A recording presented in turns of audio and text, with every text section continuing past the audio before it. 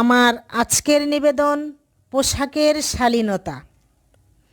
সভ্যতার যাত্রাপথে আদিমতা ছাড়ি বর্বর যুগ থেকে আমরা দিয়েছি পাড়ি। গাছের ছাল পশুর চামড়া ছেড়ে আজ নবরূপ দিল পোশাক, নব নব সাজ। সে পোশাক আজও আছে, বদলেছে তার রূপ, ফ্যাশনের স্রোতে ভেসে নব নব তার স্বরূপ। পোশাক কেবল শরীর ঢাকার আবরণ নয়, ব্যক্তিত্ব, রুচি আর তোমার সংস্কৃতির পরিচয়।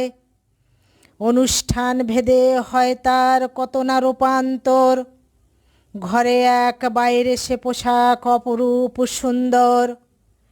শীতের দেশে ভারী, গ্রীষ্মে সে পাতলা সুতি, পোশাকেই ফুটে ওঠে একটি দেশের জীবন রীতি।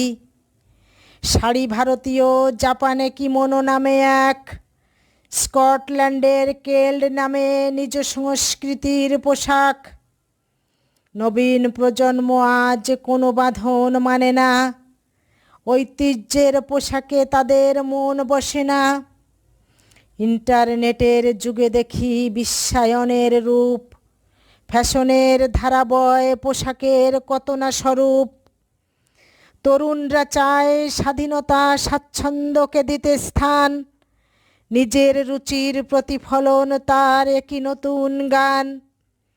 ফ্যাশন ইন্ডাস্ট্রি গড়ে এখন নতুন স্টাইল, তারই প্রভাবে তরুণ মন হয় যে অস্থির। কেউ বলে অশালীন, কেউ বলে আধুনিকতা, এই বিতর্কে সমাজে চাপা পড়ে বহু কথা। শিক্ষা যে শেখায় না সংস্কৃতিকে গভীরভাবে, বইয়ের পাতায় কেবল ইতিহাস নিয়ে থাকে। সমাজে হয় সমালোচনা, হয় চাপা ক্ষোভ, তবু সোচ্চার হয় নতুনদের পোশাকের লোভ। ম্যাগাজিন, সিনেমাতে আধুনিকতার ছলে সংস্কৃতির সাথে চলে এক কঠিন বাস্তবের তালে। তবে এর সমাধানও আছে, হতে পারে এমন, পরিবার আর শিক্ষা স্থানে দেবে সচেতন মনন।